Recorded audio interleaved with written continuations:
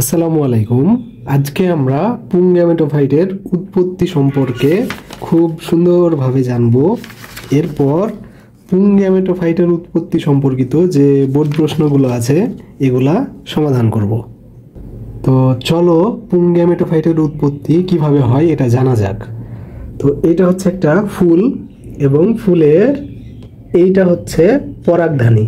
তাহলে দেখো এটাও হচ্ছে পরাগধানী, এইটাও পরাগধানী, এইটাও পরাগধানী, এইটাও পরাগধানী, এইটাও পরাগধানী। তো আমরা যে কোনো একটা পরাগধানী নেব। তো মনে করো আমরা এই পরাগধানীটাকে আমরা নিব। তো এই পরাগধানীটাকে যদি মাঝ বরাবর কাটা যায় তাহলে এটা দেখতে এইরকম হবে। হ্যাঁ, তো এটার নিচে পরাগধানীটা লিখে দাও, কারণ এই পরাগধানীটাকে মাঝ বরাবর কেটে আমরা এইটা পেয়েছি। তো নিচে এটা পরাগধানী লিখে দাও, কারণ এইটা যদি পরাগধানী হয় তাহলে এটাও তো পরাগধানী। তো এই পরাগধানীর ভিতরে এই যে গোল গোলগুলো এগুলো হচ্ছে পরাগথলি। ঠিক আছে, তাহলে এইটা একটা পরাগথলি, এটা একটা পরাগথলি, এইটা একটা পরাগথলি, এইটা একটা পরাগথলি। এখন এই যে পরাগথলিটা এইটার ভিতরে থাকে পরাগ মাতৃকোষ। এই যে ডট ডট ডট ডট করে বা ফোটা ফোটা করে যেগুলো দিয়েছি এগুলো হচ্ছে পরাগ মাতৃকোষ। আর পরাগ মাতৃকোষ হচ্ছে 2n বা ডিপ্লয়েড। তো এই যে পরাগ মাতৃকোষটা এটাতে মিওসিস বিভাজন হবে। তো মিওসিস বিভাজনে একটা 2n থেকে 4টা n তৈরি হয়। ঠিক আছে, তাহলে দেখো এই যে এই 2nটা থেকে 4টা n তৈরি হবে। তো আমরা এটা লিখে দিই, এই যে দেখো 4টা, এটা লেখো, আর এই যে n। ঠিক আছে, ছিল একটা 2n, হইল 1টা 2টা 3টা 4টা n। তাহলে পরাগ মাতৃকোষটা ছিল 2n, হবে 4টা n। হ্যাঁ, তো এই যে nটা এটাকে আমরা বলবো অপত্য পরাগকোষ। তো দেখো পরাগ মাতৃকোষ এটার মানে হচ্ছে পরাগ, মাতৃ মানে মা, কোষ মানে কোষ, তার মানে পরাগ মা কোষ। তো মা থেকে কি তৈরি হয়? মা থেকে তৈরি হয় সন্তান বা শিশু। তাহলে দেখো অপত্য মানে হচ্ছে সন্তান বা শিশু। তাহলে অপত্য পরাগকোষ এটার মানে কি? সন্তান পরাগকোষ, বুঝছো, বা শিশু পরাগকোষ। তাহলে পরাগ মা কোষ থেকে তৈরি হচ্ছে সন্তান পরাগকোষ, অথবা এভাবে বলতে পারি শিশু পরাগকোষ। বুঝছো? তো নাম থেকেই বুঝতে পারছো যে শিশু বা সন্তান পরাগকোষ বা অপত্য পরাগকোষ এটা কিন্তু পরিণত না, হ্যাঁ, বা পূর্ণ না, পূর্ণতা প্রাপ্তি হয়নি এটার, কারণ সে তো শিশু। বড় হইলে না পূর্ণতা প্রাপ্তি হবে, তাহলে এটাকে পরিণত হতে হবে অথবা পূর্ণতা প্রাপ্তি পেতে হবে। ঠিক আছে, মানে বড় হতে হবে এক কথায়। তো অপত্য পরাগকোষ এটা পরিণত হওয়ার পর বা পূর্ণতা প্রাপ্তির পর পরাগরেণুতে পরিণত হয়। ঠিক আছে, তাহলে 4টা অপত্য পরাগকোষ পরিণত হওয়ার পর বা পূর্ণতা প্রাপ্তির পর 4টা পরাগরেণুতে পরিণত হয়। তাহলে পরাগথলির ভিতরে যেহেতু পরাগ মাতৃকোষ থাকে, তাহলে এখানেই তো এই যে পরাগ মাতৃকোষ থেকে পরাগরেণু তৈরি হবে। তাহলে পরাগথলির ভিতরে কিন্তু পরাগ মাতৃকোষটা থাকবে এবং এখানেই পরাগরেণুটা তৈরি হবে। তাহলে পরাগথলির ভিতরে কিন্তু পরাগ মাতৃকোষও আছে এবং পরাগথলির ভিতরে পরাগরেণুও আছে। পরাগথলির ভিতরে যে পরাগরেণু আছে এই কথাটা মনে রাখবা। তো আমরা পড়ছি পুং গ্যামেটোফাইটের উৎপত্তি। তো এই যে পরাগরেণু এটা হচ্ছে পুং গ্যামেটোফাইটের প্রথম কোষ। তো তোমরা অনেকেই এই লাইনটা বুঝতে পারো না যে পূর্ণতা প্রাপ্তির পরপর পরাগথলিতে থাকা অবস্থায় পরাগরেণুর অঙ্কুরোদ্গম শুরু হয়। তো তোমরা অনেকেই এই লাইনটা বুঝতে পারো না যে পূর্ণতা প্রাপ্তির পরপর পরাগথলিতে থাকা অবস্থায় পরাগরেণুর অঙ্কুরোদ্গম শুরু হয়। তো পূর্ণতা প্রাপ্তি বলতে গেলে এখানে বুঝাইছে যে এই যে পরাগ মাতৃকোষটা এই যে অপত্য পরাগকোষগুলো তৈরি করলো, এরপরে পূর্ণতা প্রাপ্তি হইলো, এটার পর পরাগরেণু তৈরি হলো। তাইলে পূর্ণতা প্রাপ্তি বলতে গেলে বোঝাচ্ছে পরাগ মাতৃকোষটা পরাগরেণুতে যে পরিণত হইলো, এইটাকে বলছে পূর্ণতা প্রাপ্তি। তাহলে এই যে পূর্ণতা প্রাপ্তি বলতে গেলে বোঝাচ্ছে পরাগরেণুটা তৈরি হওয়া। তাহলে পরাগরেণু তৈরি হওয়ার পরপরই পরাগথলিতে থাকা অবস্থায়, তো দেখো এই যে পরাগথলি এটাতে আছে পরাগ মাতৃকোষ। তো এই যে ডট ডট গুলা হচ্ছে পরাগ মাতৃকোষ, আর এই যে পরাগ মাতৃকোষ এটা পূর্ণতা প্রাপ্তির পর পরাগরেণুতে পরিণত হলো। তার মানে পরাগথলিতে পরাগ মাতৃকোষও আছে, পরাগথলিতে কিন্তু পরাগরেণুও আছে। তাহলে এই যে পরাগধূলিতে থাকা অবস্থায় পরাগরেণু যেগুলো আছে এগুলার অঙ্কুরোদ্গম শুরু হয়। ঠিক আছে, তাহলে অঙ্কুরোদ্গম বলতে গেলে কি বুঝাইছে, এই যে ধাপগুলা এগুলা শুরু হয়ে যায়। তো দেখো এখানে 4টা পরাগরেণু যদিও তৈরি হয়েছে, তো আমরা পুং গ্যামেটোফাইটের উৎপত্তি একটা পরাগরেণু দিয়ে বুঝাবো। তো মনে করো এইটা হচ্ছে একটা পরাগরেণু এবং এই পরাগরেণুটার নিউক্লিয়াস হচ্ছে এইটা। তাহলে এখানে আমরা লিখতে পারবো এটাকে পরাগরেণুর নিউক্লিয়াস। ঠিক আছে, এই পরাগরেণুটার নিউক্লিয়াস হচ্ছে এটা যেহেতু, তাই লিখবো পরাগরেণুর নিউক্লিয়াস। আর নিউক্লিয়াসকে বলে কেন্দ্রিকা। ঠিক আছে, তাই আমরা অবলিক দিয়ে কেন্দ্রিকাও লিখেছি। তাহলে এটাকে বলতে পারি পরাগরেণুর নিউক্লিয়াস অথবা পরাগরেণুর কেন্দ্রিকা। তো এইটাতে মাইটোসিস বিভাজন হবে। তো মাইটোসিস এই জায়গায় বই লিখেছে মাইটোটিক বিভাজন। ঠিক আছে, এই যে সিস কথাটুকার জায়গায় টিক ব্যবহার করেছে।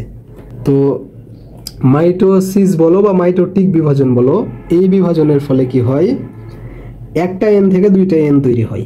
ঠিক আছে, তাহলে আমরা এই কথাটা বলতে পারি যে একটা থেকে 2টা তৈরি হয়। তাহলে এইখানে নিউক্লিয়াস আছে একটা, তাহলে তৈরি হবে কয়টা, 2টা। ঠিক আছে, একটা থেকে এখানে তৈরি হয়েছে 2টা, তাহলে এখানেও একটা থেকে তৈরি হবে 2টা। তাহলে দেখো এই যে পরাগরেণুর নিউক্লিয়াসটা মাইটোটিক বিভাজনের মাধ্যমে এই যে ছোট এইটা লম্বা ছোটটা এটা হচ্ছে জনন নিউক্লিয়াস তৈরি করবে, আর এই যে গোল বড়টা এটা হচ্ছে নালিকা নিউক্লিয়াস তৈরি করবে। ঠিক আছে, আর এই যে জনন নিউক্লিয়াসটা মানে যে এটার আর একটা নাম হচ্ছে জেনারেটিভ কোষ, আর এই যে নালিকা নিউক্লিয়াস এটার আর একটা নাম হচ্ছে নালী কোষ। তো দেখো এখানে নালিকা, এখানে কয়াকা শব্দটা বাদ দিয়েছে, তো নালী এখানে ব্যবহার করেছে। আর বইয়ে নিউক্লিয়াসের জায়গায় অনেক সময় কোষ কথাটা লিখে দেয়। তো এটাকে তুমি জনন নিউক্লিয়াসও লিখতে পারো, জেনারেটিভ কোষও লিখতে পারো, আবার এটাকে তুমি নালিকা নিউক্লিয়াসও লিখতে পারো, নালী কোষও লিখতে পারো। এই যে নালিকা নিউক্লিয়াস বা নালী কোষ এটার কাজ হচ্ছে এই যে নালিকা তৈরি করা। ঠিক আছে, এই যে নালিকাটা, তাহলে এই যে নালিকাটা এটার নাম হচ্ছে পরাগ নালিকা বা পরাগ নালী। দেখো আমরা পরাগ সম্পর্কে জানছি, তাহলে এটার নামে অবশ্যই পরাগ থাকবে, তাহলে পরাগ থাকলো, আর যেহেতু এটা নালিকা তাই এখানে আমরা লিখেছি নালিকা। ঠিক আছে, এই জন্য পরাগ নালিকা বলা হচ্ছে এটাকে। আবার পরাগের জায়গায় পরাগই থাকলো, কিন্তু নালিকাকে নালীও বলে, তাই এখানে লিখেছে নালী। ঠিক আছে, কয়াকার শব্দটা বাদ দিয়ে যায় অনেক সময়, তাহলে পরাগ নালিকা যে জিনিস পরাগ নালীও সেই জিনিস। আর এই যে জনন নিউক্লিয়াস বা জেনারেটিভ কোষ এটা হচ্ছে এটা, তো এখানে লিখে দিয়েছি জনন নিউক্লিয়াস বা জেনারেটিভ কোষ। আর এই যে নালিকা নিউক্লিয়াস বা নালী কোষ এটা হচ্ছে যেটা নালিকা নিউক্লিয়াস বা নালী কোষ। তো এইটা কি, এইটা হচ্ছে জনন নিউক্লিয়াস বা জেনারেটিভ কোষ। আর এইটা কি, এইটা হচ্ছে পরাগ নালিকা বা পরাগ নালী। তো এই যে জনন নিউক্লিয়াস বা জেনারেটিভ কোষটা যখন পরাগ নালিকা বা পরাগ নালীর মাঝামাঝি মানে যে এই জায়গা বরাবর আসবে, তখন এই যে জেনারেটিভ কোষ বা জনন নিউক্লিয়াসটার বিভাজন শুরু হবে। ঠিক আছে, এবং এই বিভাজনটা হবে মাইটোসিস পদ্ধতিতে বা বলতে পারো মাইটোটিক পদ্ধতিতে, একই কথাই। হ্যাঁ, তো এই যে মাইটোসিস বিভাজন এটাতে আমরা কি জানি, একটা থেকে 2টা তৈরি হয়। ঠিক আছে, তাহলে এখানে এই যে একটা এটা কয়টাতে পরিণত হবে, 2টাতে, কারণ এখানে একটা এন 2টা এনে পরিণত হয়েছে, তাহলে এখানে একটা 2টাতে পরিণত হবে।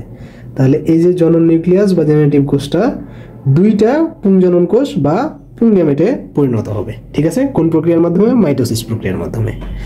তাহলে এই যে 2টা পুংজনন কোষ বা পুং গ্যামেট, আর এই যে নালিকা নিউক্লিয়াস বা নালী কোষ এইটা হচ্ছে এই যে এইটা নালিকা নিউক্লিয়াস বা নালী কোষ, আর এইটা হচ্ছে পরাগ নালিকা বা পরাগ নালী। তো তোমাদের বইয়ে একটা লাইন তোমরা বুঝতে পারো না যে জেনারেটিভ কোষের এই বিভাজন পরাগ নালীতে সম্পন্ন হতে পারে।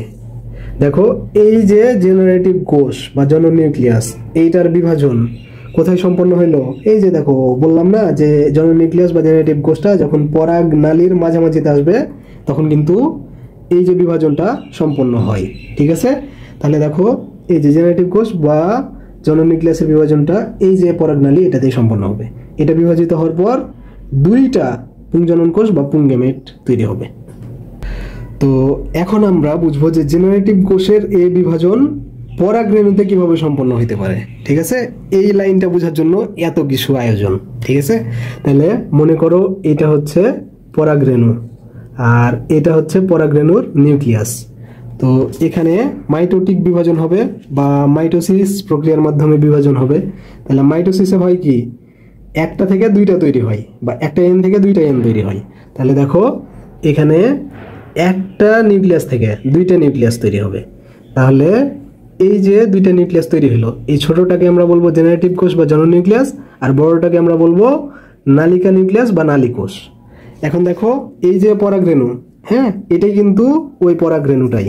ঠিক আছে, আবার এখানে এই যে এই পরাগরেণুটাই কিন্তু এটা। ঠিক আছে, তাহলে এটাও পরাগরেণু, এটাও পরাগরেণু, এটাও পরাগরেণু। আবার এই যে জনন নিউক্লিয়াসটা বা জেনারেটিভ কোষটা মাইটোসিস প্রক্রিয়ার মাধ্যমে বিভাজিত হবে। তো মাইটোসিস প্রক্রিয়ায় কি হয়, একটা থেকে দুইটা তৈরি হয়। ঠিক আছে, তাহলে এখানে ছিল একটা, তৈরি হবে দুইটা। ঠিক আছে, তাহলে ছিল জনন নিউক্লিয়াস বা জেনারেটিভ কোষ, মাইটোসিস প্রক্রিয়ার মাধ্যমে এটা হবে পুংজনন কোষ বা পুংগ্যামেট। ঠিক আছে, এবং কয়টা, দুইটা। এই যে নালিকা নিউক্লিয়াস বা নালীকোষ, এটা হচ্ছে এই যে এটা যে নালিকা নিউক্লিয়াস বা নালীকোষ। তাহলে দেখো আমরা কিন্তু এই লাইনটা পেয়ে গেছি অলরেডি, যে জেনারেটিভ কোষের এই বিভাজন পরাগরেণুতে সম্পন্ন হতে পারে। দেখো এটাও পরাগরেণু, এটাও পরাগরেণু, এটাও পরাগরেণু। তাহলে দেখো এই যে এইটা হচ্ছে জেনারেটিভ কোষ বা জনন নিউক্লিয়াস। তাহলে এটার বিভাজন কোথায় হলো, যেহেতু এটা পরাগরেণু তাই এখানে বিভাজন হয়েছে। জেনারেটিভ কোষের বা জনন নিউক্লিয়াসের বিভাজন বলতে গেলে বোঝায় একটা থেকে যে দুইটা তৈরি হয়েছে, এটাই হচ্ছে বিভাজন। বুঝছো? তাহলে বিভাজনটা কোথায় হলো, পরাগরেণুতে হলো। এই কথাটাই এখানে বুঝাইছে। এই জিনিসটা তোমরা অনেকেই বুঝতে পারো না। আর পরের ধাপ যদি দেখাইতে চাও তাহলে দেখাইতে পারো এই যে লাইনটা, যে এখানে ওই দুইটা পুংজনন কোষ বা পুংগ্যামেট থাকলো, আর নালিকা নিউক্লিয়াসটা কি করলো, এই যে এখানে নালী বা নালিকা তৈরি করলো। তো এই চিত্রটা পরীক্ষায় আঁকার কোনো দরকার নাই। ঠিক আছে, এই চিত্রটা এই যে এই লাইনটা বোঝার জন্য, যে জেনারেটিভ কোষের এই বিভাজন পরাগরেণুতে সম্পন্ন হতে পারে, এই লাইন বোঝার জন্য এত কিছু আঁকলাম। কিন্তু আসলে পরীক্ষায় যদি তোমাদের পুংগ্যামেটোফাইটের উৎপত্তি বলে, তাহলে তোমরা এই যে এটুকা আঁকবা দিয়ে লিখবা, আর এই যে এটুকা এঁকে লিখে দিবা, তাহলেই হবে। ঠিক আছে, আর ওই চিত্রটা লাগবে না। দিনাজপুর বোর্ড 21 সালে একটা প্রশ্ন এসেছে যে চিত্র একের উপাদানটির উৎপত্তি কিভাবে ঘটে ব্যাখ্যা করো। তাহলে চিত্র এক এইটা, এটার উপাদান হচ্ছে এই যে এই দুইটা। হ্যাঁ, যদিও এখানে এম দিয়ে বুঝিয়েছে, তবে প্রশ্নে কিন্তু এম দেয়নি। তো তোমাকে বুঝে নিতে হবে যে এখানে উপাদানটি বলতে বুঝিয়েছে যে এই উপাদান দুইটা। হ্যাঁ, তাহলে এই উপাদান দুইটা কি দেখো তো, এই যে এই উপাদান দুইটা। ঠিক আছে, তাহলে এই উপাদান দুইটা হচ্ছে পুংজনন কোষ বা পুংগ্যামেট। তাহলে পুংজনন কোষ বা পুংগ্যামেটের উৎপত্তিটা জানতে চেয়েছে। ঠিক আছে, উৎপত্তিটা কিভাবে ঘটে। তাহলে চিত্র একের উপাদানটি, অর্থাৎ চিত্র একের উপাদান হচ্ছে পুংজনন কোষ বা পুংগ্যামেট, এটার উৎপত্তি কিভাবে ঘটে এটা ব্যাখ্যা করার জন্য তোমাকে এই যে আমি দেখিয়ে দিয়েছি, এই যে এইখানকার সবকিছু এখানে লিখবা, তারপর এইটুকু লিখবা। ঠিক আছে, তাহলেই তোমার উত্তর হয়ে যাবে। আর এটার মতো করে আরো কিছু বোর্ডে প্রশ্ন এসেছে এইটার প্যাটার্নে। ঠিক আছে, তো কুমিল্লা বোর্ড 21 সালে আর বরিশাল বোর্ড 21 সালে প্রশ্নটা এসেছে যে চিত্র একে এম এর উৎপত্তি ব্যাখ্যা করো। তো চিত্র একে এই যে এম, এই দুইটা দেখতে কার মতো, দেখো এই যে এই দুইটার মতো। এই দুইটা কি, পুংজনন কোষ বা পুংগ্যামেট। তাহলে চিত্র একে এম এর উৎপত্তি, অর্থাৎ চিত্র একে এম মানে তো পুংজনন কোষ বা পুংগ্যামেট। তাহলে চিত্র একে এম এর উৎপত্তি মানে চিত্র একে পুংজনন কোষ বা পুংগ্যামেটের উৎপত্তি, এটা ব্যাখ্যা করতে বলেছে। তাহলে পুংগ্যামেট বা পুংজনন কোষের উৎপত্তি এই যে এই দুইটাই। ঠিক আছে, এই পৃষ্ঠা আর এই পৃষ্ঠা। তো দেখো এই প্রশ্নের উত্তর যেটা, এই প্রশ্নের উত্তর ওইটাই। আবার দিনাজপুর বোর্ড 23 সালে আর একটা প্যাটার্নে প্রশ্ন এসেছিল যে চিত্র সহ এম এর উৎপত্তি ব্যাখ্যা করো। তাহলে এম কি, এম হচ্ছে পুংজনন কোষ বা পুংগ্যামেট। তাহলে পুংজনন কোষ বা পুংগ্যামেটের উৎপত্তি এটা হচ্ছে, আমরা তো দেখলামই, এইটার উত্তর যা, এইটার উত্তর তা। তবে এখানে চিত্র সহ বলেছে, তো চিত্র অবশ্যই দিতে হবে। তোমরা চিত্র দিতে বলুক বা না বলুক, অবশ্যই চিত্র দিবা। ঠিক আছে, তাহলে মার্কস ভালো পাবা। আবার ময়মনসিংহ বোর্ড 24 সালে আরেক প্যাটার্নে প্রশ্ন এসেছে যে উদ্দীপকে এম এর উৎপত্তি ব্যাখ্যা করো। তাহলে উদ্দীপকে এই যে এম হচ্ছে এটা মানে পুংগ্যামেটোফাইট বা পুংজনন কোষ, এটার উৎপত্তি অর্থাৎ পুংজনন কোষ বা পুংগ্যামেটোফাইটের উৎপত্তি ব্যাখ্যা করতে বলেছে। এটার উত্তর যা, এটার উত্তর তা, একই উত্তর। চট্টগ্রাম বোর্ড 23 সালে একটা প্রশ্ন এসেছে যে উদ্দীপকের পি সৃষ্টির প্রক্রিয়া ব্যাখ্যা করো। উদ্দীপকের পি সৃষ্টির প্রক্রিয়া ব্যাখ্যা করো। তাহলে এই যে এখানে পি কার মতো দেখতে বলো তো? এই যে দেখো পি হচ্ছে যে এই দুইটার মতো দেখতে, মানে পুংজনন কোষ বা পুংগ্যামেটের মতো দেখতে। তাহলে পি সৃষ্টির প্রক্রিয়া মানে পুংজনন কোষ বা পুংগ্যামেট সৃষ্টির প্রক্রিয়া। তাহলে উত্তর কিন্তু এই যে এটাই, পুংগ্যামেটোফাইটের উৎপত্তি যা, পুংগ্যামেটোফাইট সৃষ্টির প্রক্রিয়া তা। ঠিক আছে, এই যে এখান থেকে লিখে এইটুকু পর্যন্ত, ঠিক আছে, পুরোটা লিখে দিবা, তাইলে এই উত্তর হয়ে যাবে। কুমিল্লা বোর্ড 22 সালে একটা প্রশ্ন এসেছিল যে চিত্র এ অংশের গ্যামেটোফাইটের উৎপত্তি ব্যাখ্যা করো। চিত্র এ কোনটা দেখো তো? চিত্র এ হচ্ছে এই যে এটা, এটা কি বলো তো?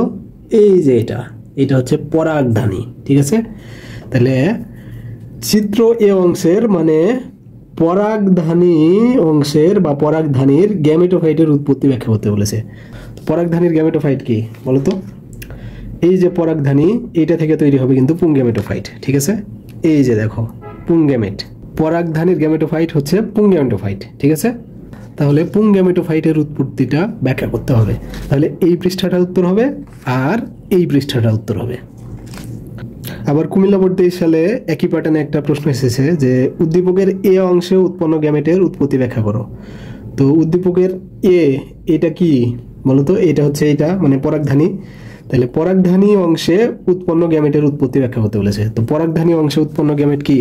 তো পরাগধানী অংশে উৎপন্ন গ্যামেট হচ্ছে পুংগ্যামেট। ঠিক আছে, এই যে দেখো পরাগধানী থেকে এই দুইটা পুংগ্যামেট তৈরি হয়। তাহলে উদ্দীপকের এই অংশে মানে পরাগধানী অংশে উৎপন্ন গ্যামেট হচ্ছে পুংগ্যামেট, আর পুংগ্যামেটের উৎপত্তিটা তোমাকে ব্যাখ্যা করতে হবে। এই যে এই পৃষ্ঠা আর এই পৃষ্ঠা। সিলেট বোর্ড 23 সালে একই প্যাটার্নে একটা প্রশ্ন এসেছে যে চিত্রের এ থেকে জনন কোষ সৃষ্টির প্রক্রিয়াটি চিত্রসহ ব্যাখ্যা করো। তো চিত্রের এটা কি? চিত্রের এ হচ্ছে পরাগধানী। তাহলে চিত্রের এ থেকে বা পরাগধানী থেকে জনন কোষ সৃষ্টির প্রক্রিয়াটা চিত্রসহ ব্যাখ্যা করতে হবে। তাহলে চিত্রের এ থেকে বা পরাগধানী থেকে কোন জনন কোষ সৃষ্টি হয় এটা আগে জানতে হবে। তাহলে দেখো পরাগধানী থেকে তৈরি হয় পুংজনন কোষ। ঠিক আছে, পরাগধানী থেকে তৈরি হবে পুংজনন কোষ বা পুংগ্যামেট। ঠিক আছে, তাহলে এই কথাটা মনে রাখবা। তাহলে চিত্রের এ থেকে বা পরাগধানী থেকে জনন কোষ যেটা তৈরি হয় ওটা হচ্ছে পুংজনন কোষ। তাহলে পুংজনন কোষ সৃষ্টির প্রক্রিয়াটা চিত্রসহ ব্যাখ্যা করতে হবে। তাহলে তুমি এই পৃষ্ঠাটা লিখবা, তারপর এই যে এই পৃষ্ঠাটা লিখবা, দিয়ে ব্যাখ্যা দিয়ে দিবা। ঠিক আছে, তাহলে এই উত্তর হয়ে যাবে। আর এখানে চিত্রসহ ব্যাখ্যা করতে বলেছে, তো অবশ্যই চিত্রটা দিবা। আর যদি চিত্রসহ ব্যাখ্যা নাও করতে বলে তারপরও এই চিত্রটা দিবা। ঠিক আছে।